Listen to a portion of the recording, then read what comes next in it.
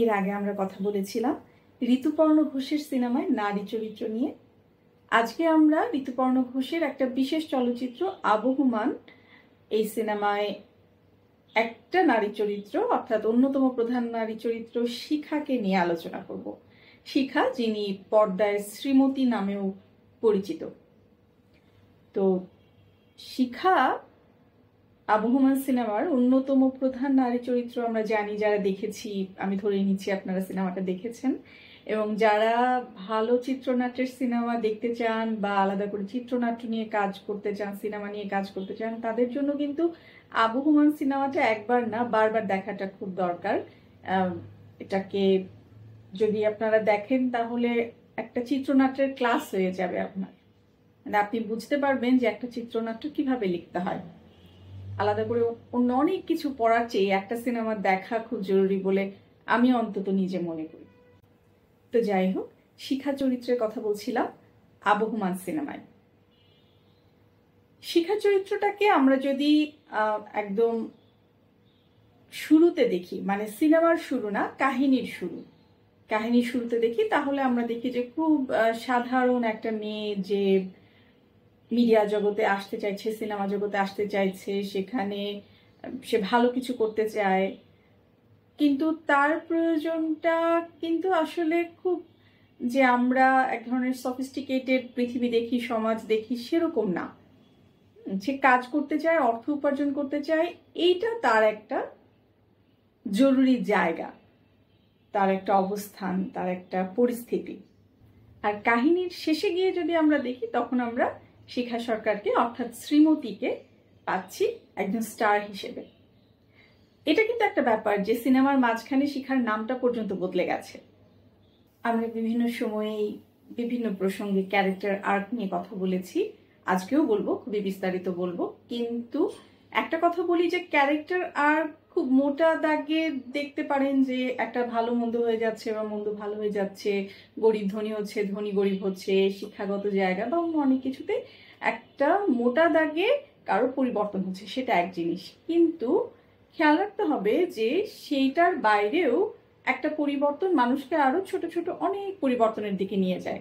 অর্থাৎ আমি যদি হই যে কাহিনীর শুরুতে একজন খুব গরিব মানুষ ছিলাম এবং কাহিনীর শেষে গিয়ে আমার বেশ টাকা পয়সা হলো, তাহলে শুধুমাত্র কিন্তু আমার টাকা পয়সা আছে এই তথ্যটা দেখালে চলে না, তার সাথে আরো অনেক কিছু সেখানে যুক্ত করতে হয়। তার ভেতর আমার পোশাক আছে, প্রপস আছে, এবং দেখা যাবে যে কথায় কিছু পরিবর্তন হচ্ছে, ছোট ছোট আচরণে পরিবর্তন হচ্ছে। তো শিখা সরকার বা অন্যান্য সব চরিত্রের ক্ষেত্রেই যাদেরই পরিবর্তন হয়েছে, প্রত্যেকেরই কিছু না কিছু পরিবর্তন হয়েছে, সেই ক্ষেত্রে কিন্তু এই সবগুলো পরিবর্তনকেই মূল যে পরিবর্তনটা আমরা দেখাতে চাই তার সাথে যুক্ত করে করে এগিয়ে নিয়ে যেতে হয়।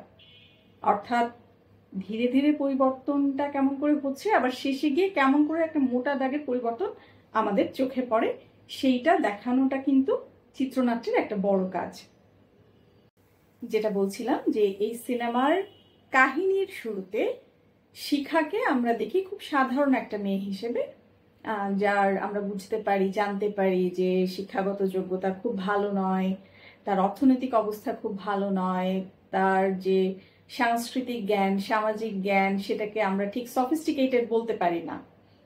তো এই শিখা আস্তে আস্তে শ্রীমতী হয়ে ওঠে এবং শেষে গিয়ে যখন স্টার হয় তখন তার অনেক কিছুতেই অন্যরকম পরিবর্তন আমরা দেখতে পাই। কোনো চরিত্র তৈরি করার সময়, সেই চরিত্রের পরিবর্তন দেখানোর সময় একটা কথা কিন্তু একদম মাথায় রাখতে হবে যে প্রত্যেকটা পরিবর্তন কেন হচ্ছে, কিভাবে হচ্ছে, এটাকে খুব যৌক্তিকভাবে হাজির করা। মানে আপনি কোনো মন্দকে ভালো বানাবেন বা ভালোকে মন্দ বানাবেন, তার আচরণ দিয়ে, বৈশিষ্ট্য দিয়ে প্রকাশ করে ফেললেন, তাহলে হবে না। এটার পেছনে ঘটনাটা কি, কারণটা কি? একটা ভালো মানুষকে এমনি মন্দ হয়ে যাবে, একটা মন্দ মানুষকে এমনি ভালো হয়ে যাবে। একজন যে লেখাপড়া তার পরিণত বয়স পর্যন্ত ঠিক মতো করে নাই, সে হঠাৎ করে একদিন লেখাপড়া করতে আগ্রহী হয়ে উঠবে, এটা কেন ঘটবে? তার পেছনে নিশ্চয়ই কোনো না কোনো জোরালো কারণ থাকবে, এবং সেই কারণ যেটা আবার দর্শকের মনে একটা যৌক্তিক রূপে হাজির হতে পারে, আবার সেই কারণ যেটা আপনার প্লটের সাথে যুক্ত। মানে প্লটের বাইরে গিয়ে আবার আপনি একটা কারণ আনতে পারবেন না, কারণ আনতে হবে বলেই এমন কিছু এনে ফেলেন যেটা প্লটের সাথে যুক্ত নয়, তাহলে কিন্তু ব্যাপারটাকে খাপছাড়া মনে হবে। আমি আগেও যেমন বলেছি, মনে হবে যে এই সিনেমায় বা এই গল্পে কোনো ইউনিটি নাই, সেটা মনে হবে। সেটা করা যাবে না, প্লটের ভিতরে থাকতে হবে আপনাকে। শিখার পরিবর্তনের মধ্যে একটা বড় পরিবর্তন হলো তার আচরণগত পরিবর্তন, শিক্ষা দীক্ষার পরিবর্তন। কিন্তু সেটা কেন হয়েছে, কিভাবে হয়েছে? মানে এমনি কি যে বই খুলে শিক্ষা পড়তে বসে গেল, ব্যাপারটা এরকম না।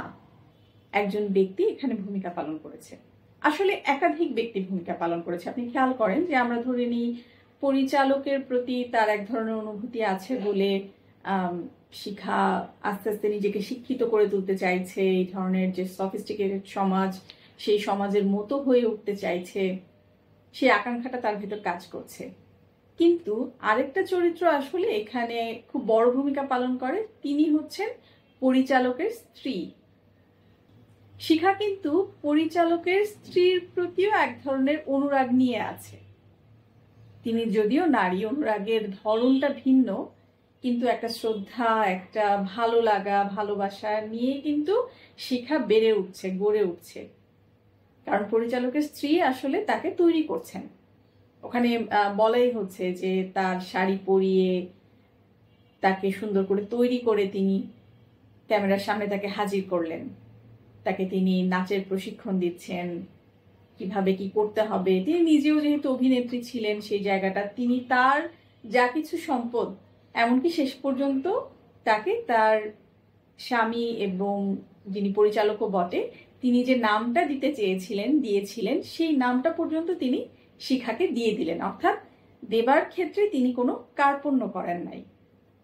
এদিক থেকে দেখতে গেলে কিন্তু শিখা সরকারের চরিত্রের যে পরিবর্তন হচ্ছে সিনেমা জুড়ে, কাহিনী জুড়ে, তাতে পুরুষ চরিত্রের চেয়ে নারী চরিত্রের ভূমিকা বেশি।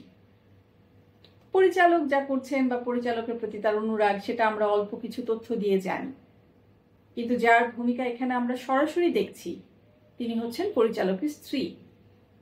আমি আগের পর্বেও বলেছি যে ঋতুপর্ণ ঘোষ একাধিক নারী চরিত্রকে অনেক সিনেমাতেই মুখোমুখি দাঁড় করিয়েছেন, তাদের ভেতর একটা মানসিক দ্বন্দ্ব দেখিয়েছেন, কিন্তু তাদেরকে দিয়ে এমন কোনো সংঘর্ষ ঘটান নাই, মানসিক যে তাদের দ্বন্দ্ব সেটাকে এমন কোনো অবস্থায় নিয়ে যান নাই যে আমাদের দেখতে ভালো লাগে না বা মনে হয় যে না এটা খারাপ লাগছে, এটার দরকার ছিল না, এমন কিছু মনে হয় না। সবকিছু যেন দ্বন্দ্বটা আছে তার সত্ত্বেও খুব মোলায়েম করে শেষ হয়। মানে এই যে পৃথিবী, এখানে সব ধরনের মানুষের, সব অনুভূতির মানুষের বা পরস্পরের ভেতর যদি দ্বন্দ্ব থাকে, তাদেরও একই সাথে একই পৃথিবীতে টিকে থাকার যে অধিকার আছে, সেই অধিকারের গল্পটা আসলে বলেন ঋতুপর্ণ ঘোষ।